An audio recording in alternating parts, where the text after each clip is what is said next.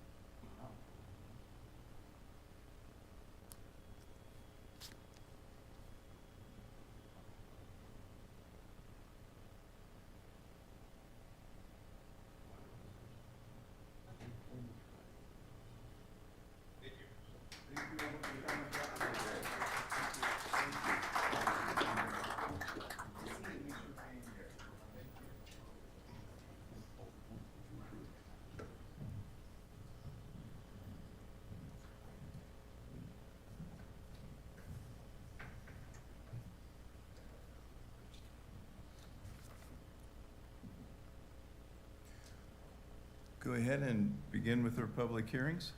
The first public hearing is on disposal of county interest in real estate, 1248 East 21st Street. Is proof of publication on file? Yes. Is there anyone here to speak on this disposal? If not, I'll close the hearing and ask for a motion. Move. Roll call. This is number 7, resolution approving quitclaim deed of vacant parcel to David A. Hoffman. Holm? Yes. Hawkinsmith? Yes. Yes. Altringer, Yes. McCoy. Yes. The next public hearing is on disposal of county interest in real estate, 2552 Ottawa Street. Is proof of publication on file? Yes. Is there anyone here to speak? Hearing none, we'll close the hearing and ask for a motion. So moved. Second. Roll call? This is number 8, resolution approving quitclaim deed on vacant parcel to R.M. Madden Construction, Inc. Holm, Yes. Hawkinsmith, yes, Connolly, Yes. Altringer, Yes. McCoy. Yes. The next public hearing, disposal of county interest in real estate for 141 Southeast 33rd Street.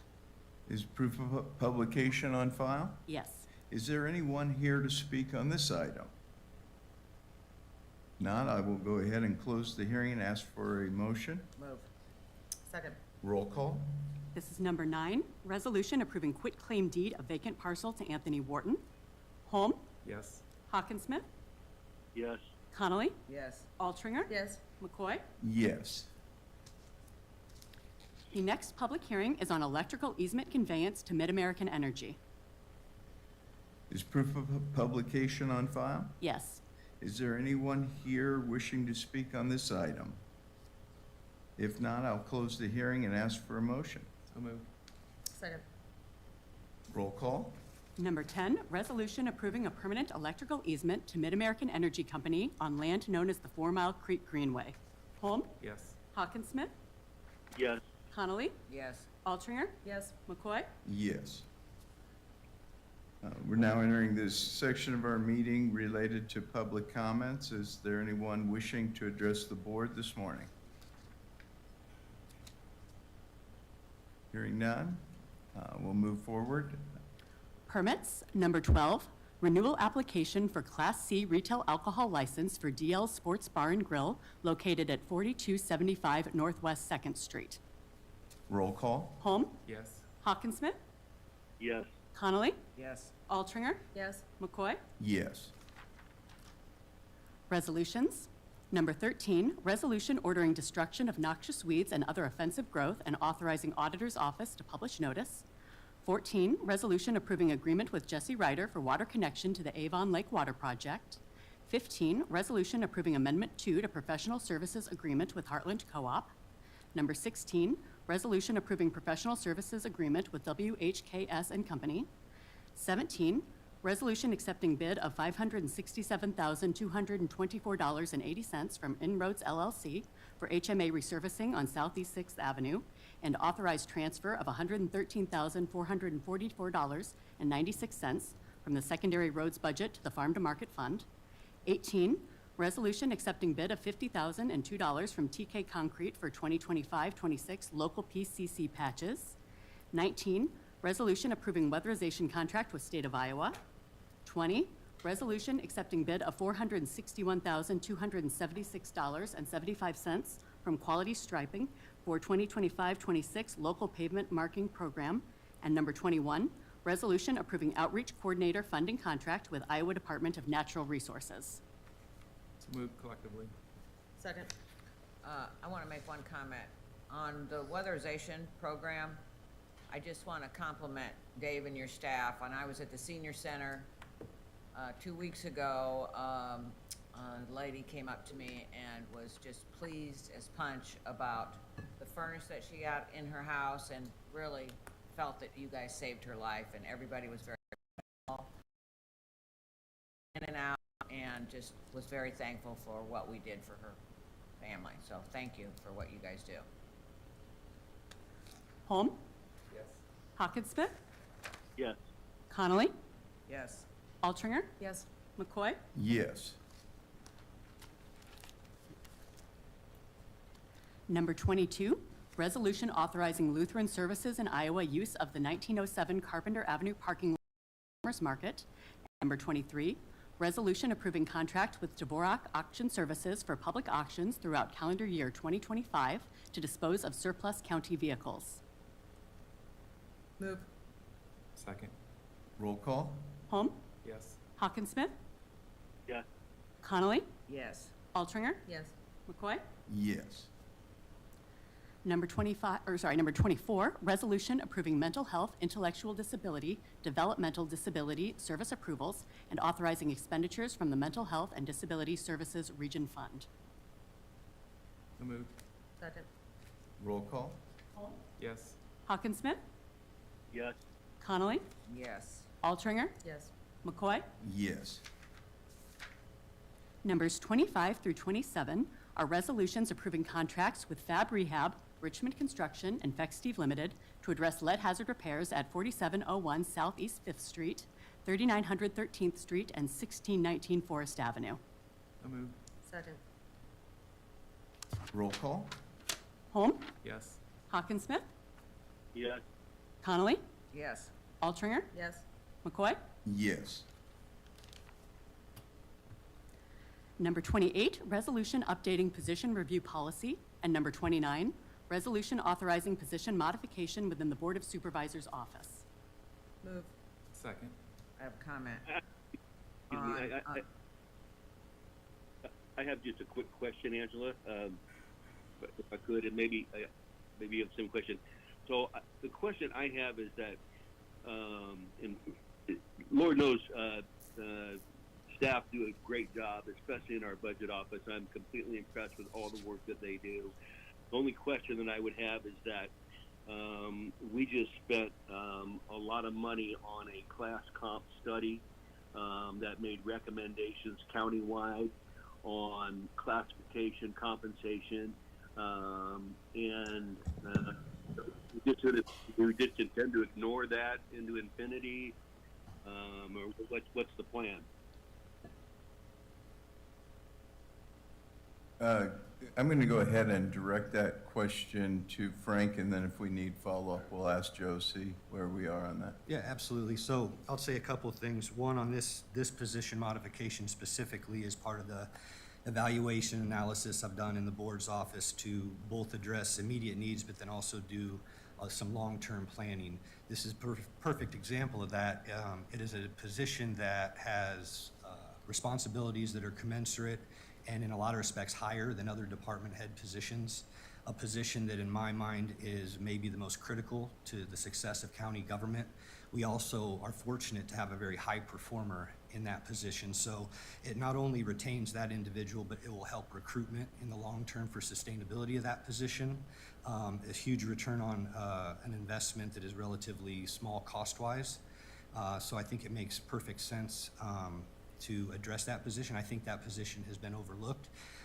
In regards to the class study, this is one of, I would say, several recommendations that I just fundamentally disagree with. I hear a lot about the class study. I don't want to anchor every decision we make to that class study. I think it's more important to anchor it to both the budget process, which comes in front of you as decision makers, and you shouldn't have your hands tied by a class study that honestly, I don't disagree with all the data, but the process was extremely flawed. From start to finish, it lacked communication, it lacked buy-in from department heads, elected officials. It went on for 2 years, which is way too long for a class study, left so much unknown to our employees. It reduced our employees to a sheet of paper without an opportunity to sit in front, sit across from someone. In this case, McGrath, who does perform these, but doesn't know Polk County, doesn't know the nuance of the work our folks do. And I can tell you that class study in their personnel of almost 600. And again, it devalued our employees. It did not take them seriously. It did not give them an opportunity to weigh in on the process. It dictated to the subject matter experts, to the auditor's office, what an accountant's going to be, to general services, what they need for labor, to public safety, what they need. And so I think it was really flawed. And so there are opportunities to correct some of that, and I'm working towards that. So are you saying then that McGrath is incompetent and didn't do an appropriate job? Because if that's the case, then we need to make that clear that we were basically taken for a lot of money and got a flawed report. Is that what you're saying then publicly? No, I think what I'm saying is 2 years is far too long for one, $300,000 is too much money for that. And then to have an appeal process or lack thereof with, you know, a few bureaucrats that have a significant degree of separation from the work that is done on a daily basis. So I take issue with the process, not necessarily the data, but I think the process could have been more inclusive. How many people do you think, Frank, that there should be for a span of control under a department director? Well, it would depend on that Do you department. think a department director should have at least 7, 8, 9, 10 people, at least that they supervise? Or should you make a department director that supervises 2 people? That is based on a myriad of factors. Direct reports would be one, but responsibilities would be another. You could have a department head not supervising anyone in a certain situation.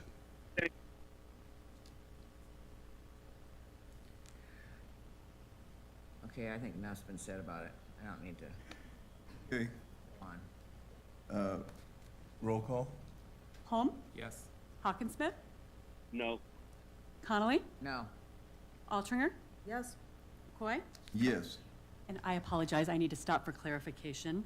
I read 2 resolutions there. Were those no votes on both, or were those only on number 29, in which case we need to do a vote on 28 as well? 29. Okay, so that was the vote for 29. For number 28, which I'm going to read again, resolution updating position review policy. Motion second on that. If, I need a motion. Second. Roll call? Holm? Yes. Hawkinsmith? No. Connolly? Yes. Altringer? Yes. McCoy? Yes.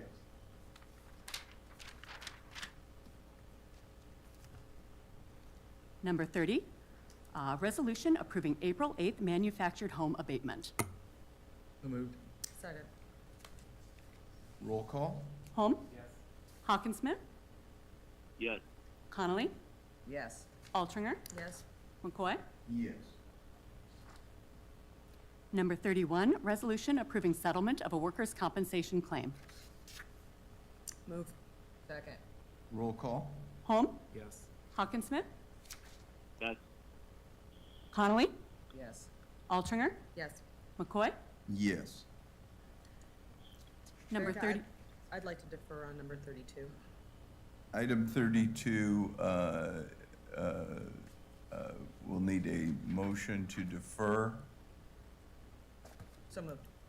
and a second. Second. Roll call? Holm? Yes. Hawkinsmith? Yes. Connolly? Altringer? McCoy? Yes.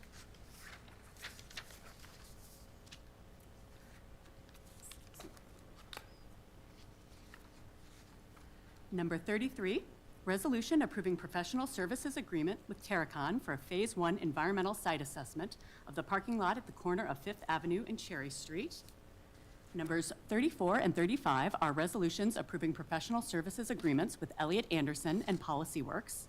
Number 36, resolution approving agreement with SME for communications support services for the Central Iowa Source Water Research Assessment Initiative. And number 37, resolution approving emergency rental assistance to expenditures to Urban Dreams for the development of affordable housing. So moved collectively. Second. Roll call? Holm? Yes. Hawkinsmith? Yes. Connolly? Yes. Altringer? Yes. McCoy? Yes. Number 38 and 39 are resolutions approving community development grants for Golf Charitable Foundation of Greater Des Moines and Capital City Pride Des Moines. And numbers 40 and 41 are resolutions approving community betterment grant awards and community sponsorship awards. Move. Second. Roll call? Holm? Yes. Hawkinsmith? Yes. Connolly? Yes. Altringer? Yes. McCoy? Yes. Number 42, resolution approving funding to the Italian American Cultural Center. So moved. Second. Okay. I have a quick question on this, and I'm not sure who I can ask about it, and I'm fully supportive of the grant. We, as a county, for a number of years have invested significant funding into the old building. The old building that was over on Indianola, and now the new facility. Are they even close to being done needing, is this infrastructure, more infrastructure improvements It's not any, is there any end to it, I guess is my question. I actually have Supervisor Hawkinsmith, I have Jeff Lamberti here today on behalf of the Italian Cultural Center, and I believe he's going to say a few words, and I think he can address the issue of where they are on the project and what the go-forward plan is as it relates to this project. Yeah, I'll try to answer any questions you might have. I am Jeff Lamberti. I'm Chair of the Board of Governors of the Italian American Cultural Center of Iowa. First of all, we own the Butler Mansion property outright. We've owned it for some time, so that's not what we're working on. We're now working on the renovation of the existing structure, which all combined is about 45,000 square feet, and the restoration and preservation of the historic Butler Mansion. We are actually fully in construction mode. We will be beginning light demolition in May, with our construction starting in June. Assuming we stay on schedule, our expected opening date is September of 26. So we're fully moving forward. It's approximately a $20 million project. We do have the ability to phase some of it. In particular, we've decided that if we can do it, we want to take our bocce pavilion that we've referred to it and enclose it rather than have it be outdoor. That's about a $5.5 million item that we could make phase two. And when we look at phase one, we've raised well over half the money, and we feel very good about where we are in our ability to get this done. We will get it done. So other questions I'd be happy to answer. Thanks, Jeff. I appreciate that explanation. Have you guys disposed of the old building, and do you still have it? So when we acquired the Butler Mansion, we actually swapped the old building as part of the purchase price. So it was kind of a win-win. We were very fortunate that the seller of the Butler Mansion was willing to take that as part of the purchase price. And so I happened to drive by there the other day. I noticed there's some pretty significant renovation going on to the old building right now.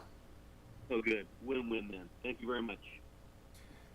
Jeff, we appreciate you being here. We appreciate the ambitious project that's underway and the fundraising and efforts by you and the rest of the board that are trying to see this project through to fruition. And we wish you great success and luck.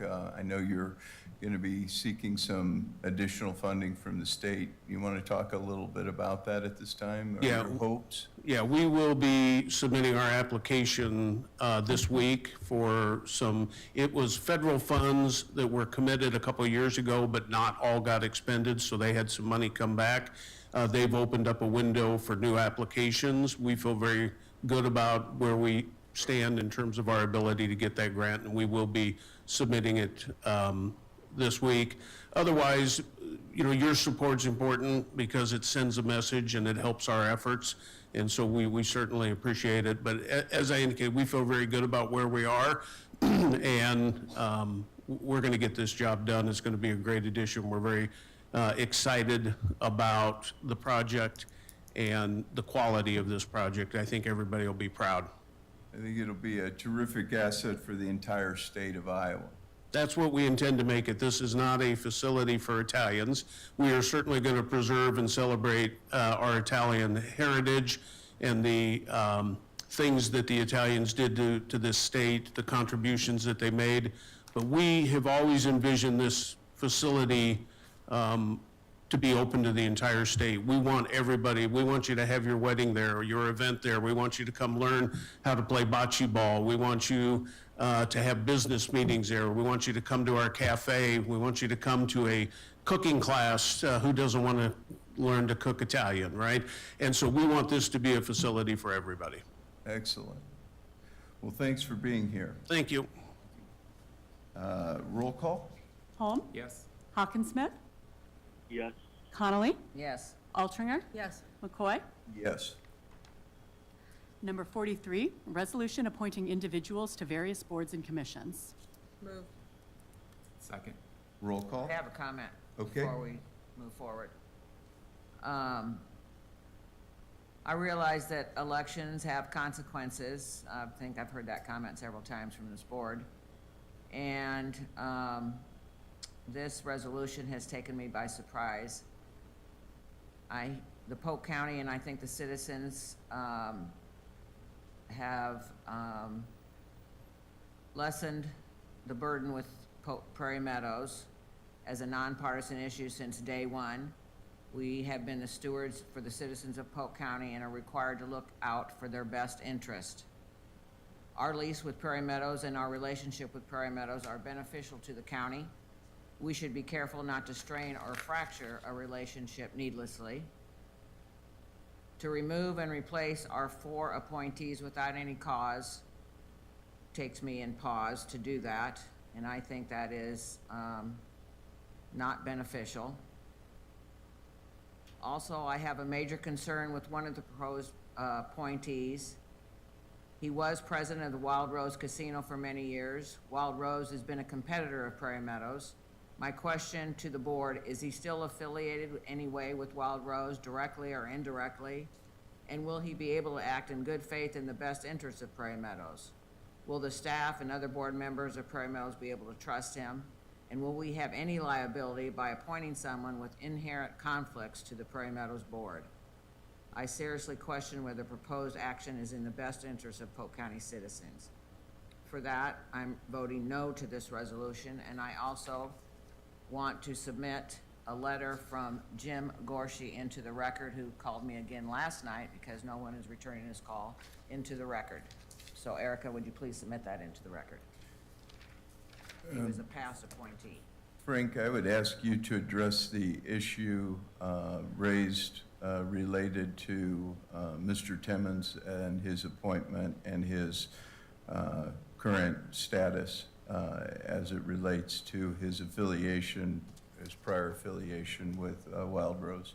Absolutely. Excuse me. Yes, so that concern was raised with me, but we did, like we do with all of our appointments, vet those candidates, and I did check with Racing and Gaming, and there was no conflict. I think I would look at it much different. I think that it's great that he was president of a competitor.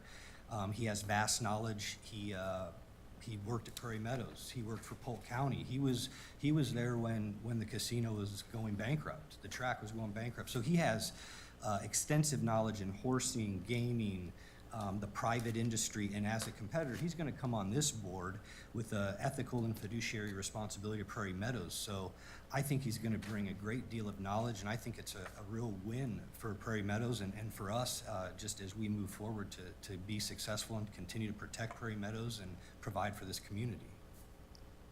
As it relates to process, again, a new board was elected. There were no affiliations with the existing board members. There was no ongoing communication with the board members by any of by myself or the new board members. And we just feel like this is a board that has to communicate with the Polk County Supervisors and have relationships, and we think that communication is a vital part of representation as it relates to this board. We're entering into, as you mentioned, some new contracts and agreements going forward, and I think it's necessary that we have confidence in relationships with the existing board members that we just don't have. And so this is not unlike, I have not had a say in any of the members other than they've been, appointed, and some I voted for and some I voted against. But I think this is the pleasure of the board. They serve at the pleasure of the board. And, this is a concern going. We will.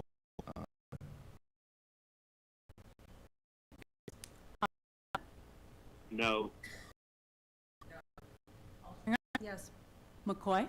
Yes. Communications. Number 44, Polk County Veterans Affairs Third Quarter Report Fiscal Year 24-25. And number 45, Manure Management Plan Update from Brad Meckley. Receive and file. Number 46, City of Des Moines Zoning Board of Adjustment Notice of Public Hearings on Appeals on March 26th. Number 47, City Development Board notice of meeting in the matter of City of Altoona voluntary annexation, including non-consenting owners within the urbanized area of the cities of Bondurant, Ankeny, and Des Moines.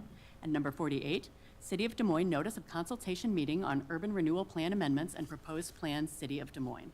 Refer to Public Works and County Attorney.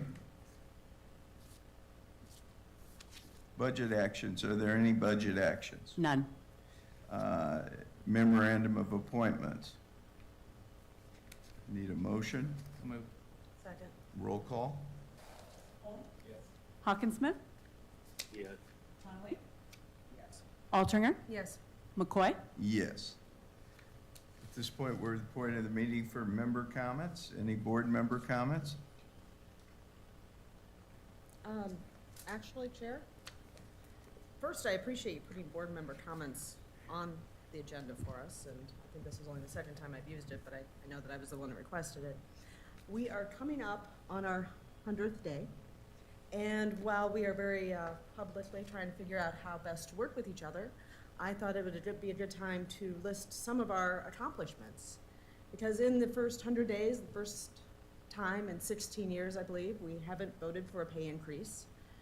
And the first time in, I think, 20 years or recent memory, we've lowered or are working on lowering our levy rate. That vote is later this month. We've increased our transparency within our board meetings and our budget process by making it very accessible, hyperlinks, streamable. We've increased our accountability by having additional board staff meetings. And we're working on updating policies and procedures. So I think these are all very good things, and I think that we've accomplished them in a nice amount of time. Mr. Chair, I've started reading this book, City on the Line, and in my campaign, I talked about accountability, transparency, and fiscal responsibility, but I also talked about strategic planning. And so I was wondering if we could start through a process of trying to find a strategic planner so that the five of us can sit down with department heads, employees, the community, but as a group, figure out what the vision is to set us in the direction for the next 1, 5, 10, 20 years. So that would end my board comments, and thank you for the time. Thank you for your comments. I have a couple. I have a question again, Matt, and that is, and I sound like a broken record here, but I just don't seem to be getting much of a response. When are we moving ahead with a search to replace our former county administrator? I'm not sure where that's at. It takes a while to draft an RFP to get it out in the street. And I think the last time Supervisor McCoy mentioned he was looking for the appropriate season or something to that nature. Once again, I'm asking the question, can anyone answer when we're going to start the search for a new administrator? That's still undetermined. Okay. At this time, that concludes our board comments. We will be entering into a closed session to discuss strategy with counsel in matters that are presently in litigation or where litigation is imminent, where its disclosure would be likely prejudiced or disadvantaged the position or governmental body in the litigation pursuant to Iowa Code Chapter 21-5C. And at this time, we will entertain a motion to move into closed session, and we will take that closed session in room 320 for the information of the board. I'll move the closed session. Second. Roll call? Holm. Yes. Hawkinsmith. Yes. Connolly. Altringer. Yes. Yes.